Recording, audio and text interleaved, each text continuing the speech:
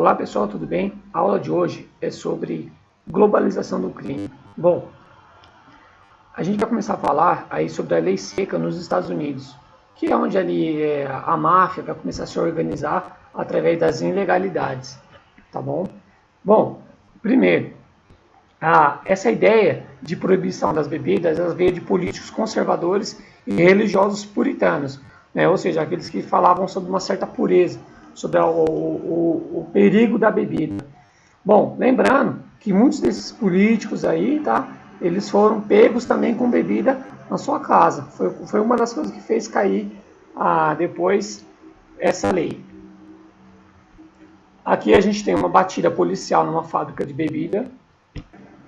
Essa aqui é a imagem de um dos chefões aí da organização criminosa, Al Capone, que se beneficiou muito, tá, pessoal, com essa proibição das bebidas, porque eram eles que ditavam as regras do mercado, porque era proibido, mas havia uma grande demanda. Quando tem essa grande demanda, é claro que vai enriquecer essas pessoas que fazem parte desse comércio ilegal. É interessante, pessoal, perceber que esses chefões da máfia, eles raramente aparecem, a gente quase não vê eles, né? A gente vê várias pessoas morrendo, sendo assassinadas, matando o policial matando eles, mas a gente não vê o nome dele envolvido diretamente, é sempre indiretamente. Tanto é que o Al Capone ele foi preso por sonegação fiscal, e não pelos vários crimes sobre ele que foram atribuídos depois, só que nunca foi comprovado, né?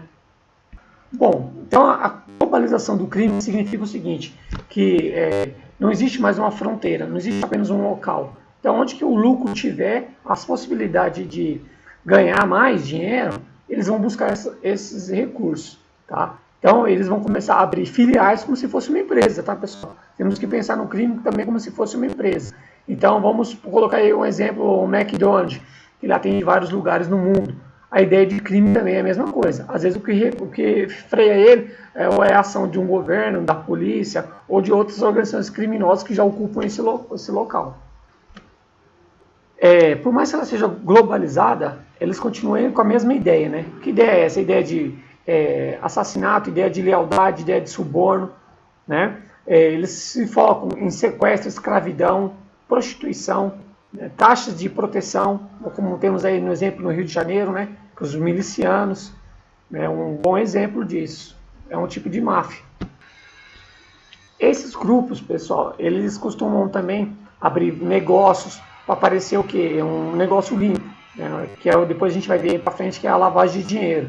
Então, esse combate ao crime ele se torna muito mais difícil, mais penoso para a polícia, tá?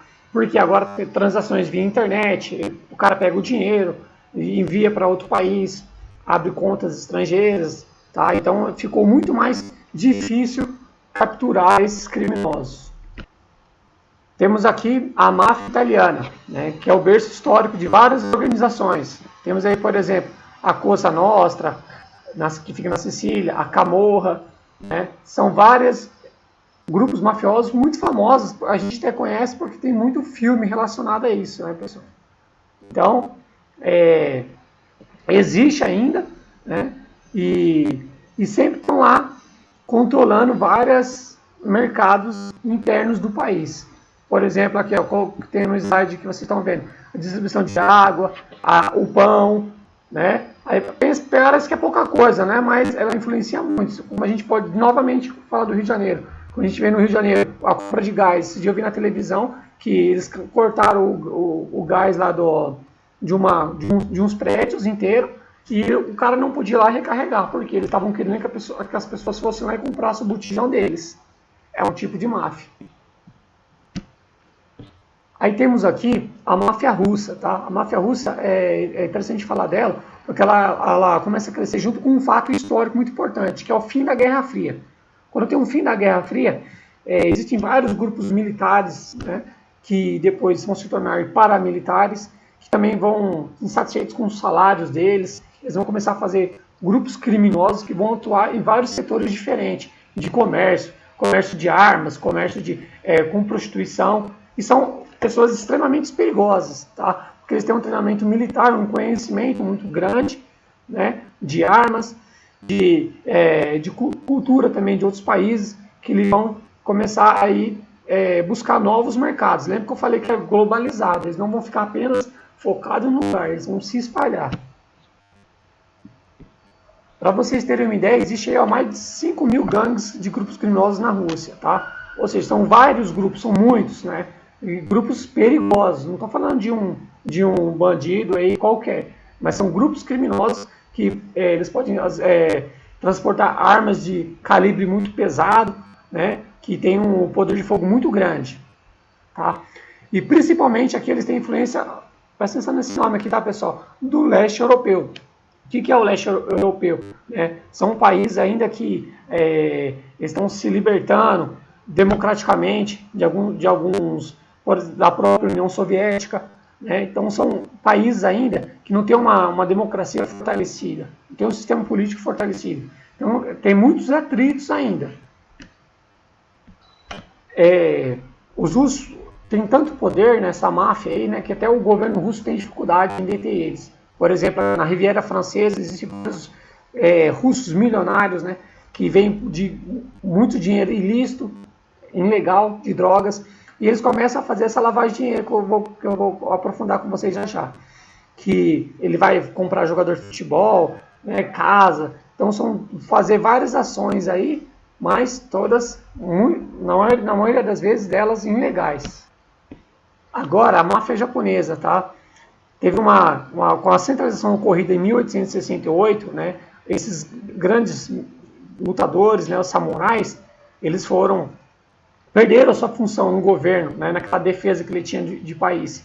E o que eles vão fazer? Então alguns aí, né, alguns não, muitos, né, fundaram aí organizações criminosas, grupos violentos, mas que eles tinham uma rígida disciplina, né, um código de conduta, assim como aquela conduta dos samurais, eles vão usar agora para poder ganhar dinheiro no mercado, né, explorar cada vez mais.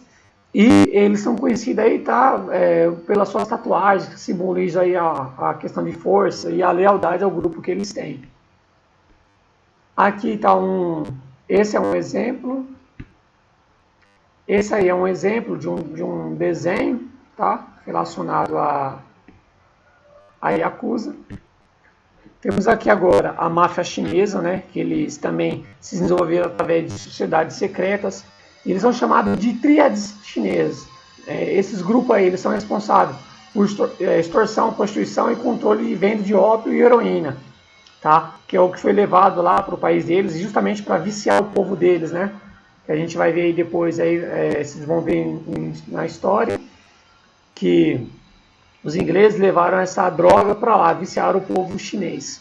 Bom, e eles cresceram muito, né, sua influência no mundo. Aqui é um exemplo, tá, de um comércio aí dominado pela tríade chinesa. Você pode ver um restaurante e a gente consegue ver o símbolo aqui da tríade. As máfias, pessoal, como eu disse para vocês, elas se tornaram globalizadas. A gente pode ver aqui ó, em São Francisco, nos Estados Unidos, um lugar chamado Chinatown. Você pode ver, parece que está na China, mas não está na China, está nos Estados Unidos. E a máfia controla muito desses comércios aqui. Aqui ocorre prostituição, drogas, extorsão de empresários. Então tudo isso está sob o comando da tríade chinesa. Desses grupos, o que mais dá lucro aí para todos é o narcotráfico. O narcotráfico aí é o que mais cresce em número.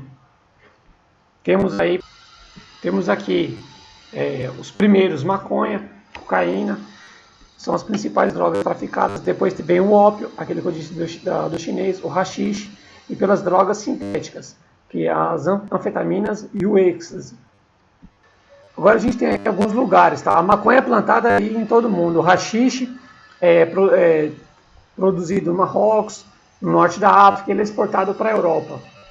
Temos a questão do ópio, que é utilizado principalmente aí no continente asiático, que é uma droga alucinógena.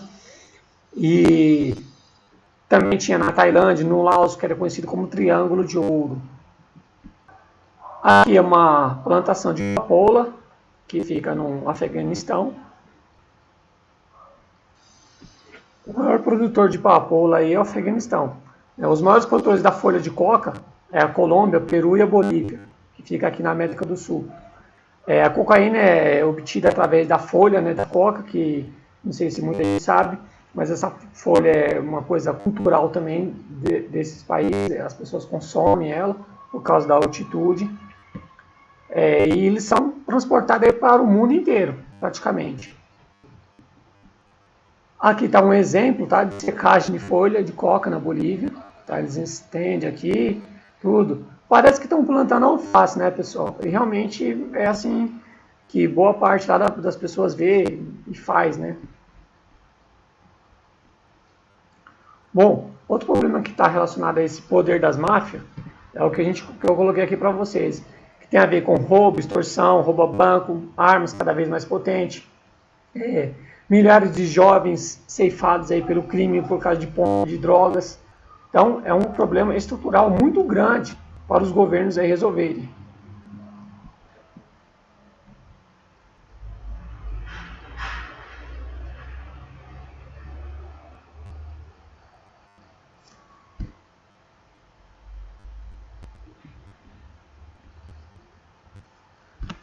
Agora eu queria falar sobre isso com vocês, sobre a lavagem de dinheiro. Bom, esse aqui é um ponto importante, tá? Que é onde a gente vai ver como que esses grupos criminosos, eles pegam esse dinheiro sujo, né, e transformam ele em um dinheiro muito limpo, através de laranjas, né, como a gente até já viu em alguns lugares acontecer no Brasil, né, ser utilizado muito laranja. Vamos ver o que significa esse termo. Bom, esse dinheiro é transferido de várias formas, através de saque, pagamento, de cheque, de viagem.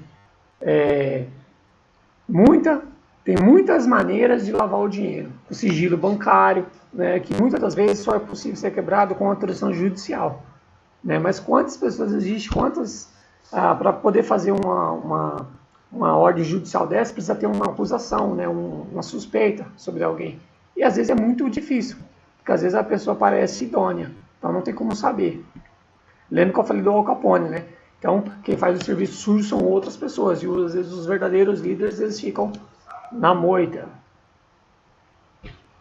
Aqui, vou dar um exemplo de lavagem jurídica.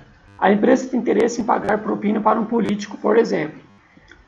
Bom, por conselho da empresa, o beneficiado pelo suborno entra com um processo contra a empresa. Logo na primeira audiência é simulado um acordo financeiro, que serve como justificativo para o recebimento do dinheiro, ou seja, um tipo de lavagem de dinheiro. Outro exemplo aqui é a lavagem lotérica, né? O criminoso obtém dinheiro com tráfico de drogas, jogo do bicho, propina. O dinheiro é gasto com a compra de milhares de bilhetes, jogos legais como Mega Sena e a Loto. E o valor do prêmio é recebido, né? E ele consegue. Por exemplo, vou dar um exemplo. O cara joga aí R$1 milhão, 500 mil em lotérica. É claro que provavelmente ele vai ganhar algum prêmio. E esse prêmio que ele vai ganhar é um dinheiro limpo. Temos aí também a lavagem de pequenos negócios. Por exemplo, o criminoso é dono de uma padaria ou um posto de gasolina, ele deposita o dinheiro obtido ilegalmente na conta da empresa como se ela fosse fruto da venda de pães ou combustível. Tá? É muito comum, às vezes a gente até escuta falar, esses postos de gasolina aqui pertencem a fulano, né? A tal bandido, a ciclano, pertence ao PCC, né? Tem várias ligações, por quê? Para justamente lavar esse dinheiro, com esse dinheiro lavado, legal, né, ficar difícil da justiça tomar depois, ok? Porque ele está lá legalizado. Tudo bem? Bom, até mais aí e boa aula.